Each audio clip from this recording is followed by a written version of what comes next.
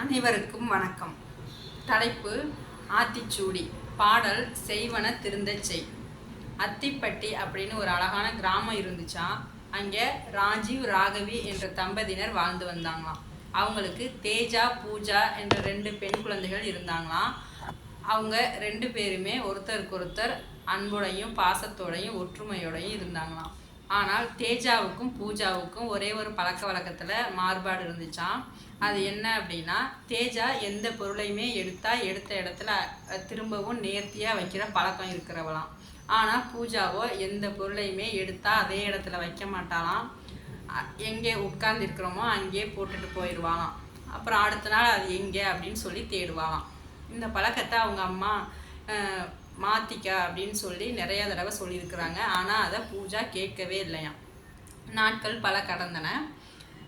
பொது தேர்வும் ஆரம்பமானதாம்.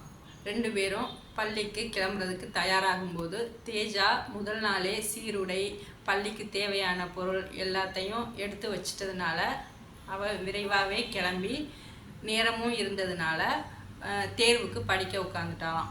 ஆனால் பூஜா எழுந்ததும் தாமதம். முதல் நாள் பல் துளக்கியை எங்கே வச்சோம் அப்படிங்கிறது தெரியாதனால அதையும் தேடி எடுத்து பல் துளக்கிட்டு வந்தாலாம். குளிக்க போகிறப்ப சீருடை, அவளோட துவாலை எல்லாத்தையுமே தேடி தேடி எடுத்து குளிச்சுட்டு வரவும் தாமதமாயிருச்சான். அவங்க அம்மா தலை வாடுறதுக்கு தயாராக நின்றுட்டு இருந்தாங்களாம்.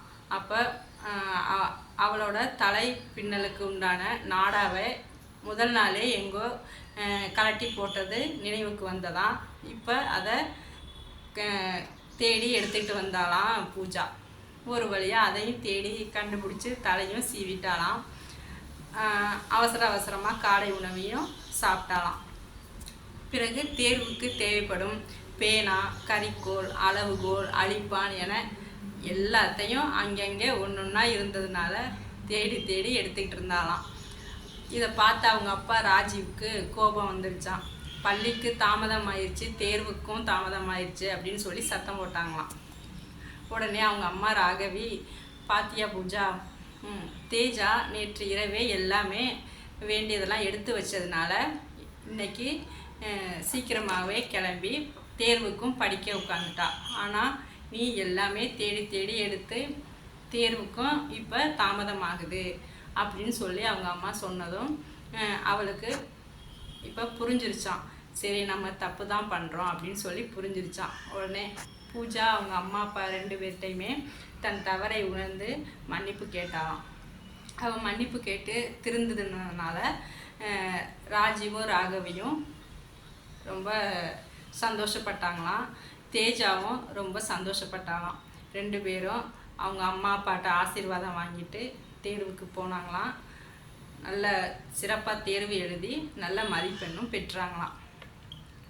இந்த கதையிலேருந்து என்ன தெரிஞ்சுக்கிட்டோம் அப்படின்னா, எந்த ஒரு செயலையுமே திருந்த செஞ்சிட்டோன்னா நமக்கு எளிதாக இருக்கும். ஒரு பொருளை அந்த இடத்துலேருந்து எடுத்தாலும் சரி, அதே இடத்துல திருப்பி வச்சிட்டோம்னா நமக்கும் வேலை எளிதாகும். ஒரு செயலை செய்கிறதுக்கு முன்னாடியே ஆரம்பத்திலேயே அதை திருந்த செஞ்சிட்டோன்னா அந்த செயலும் வெற்றிகரமாக நிறைவடையும். இதை இன்றைய தலைமுறையினர் புரிந்து நடந்து கொள்ள வேண்டும். நன்றி.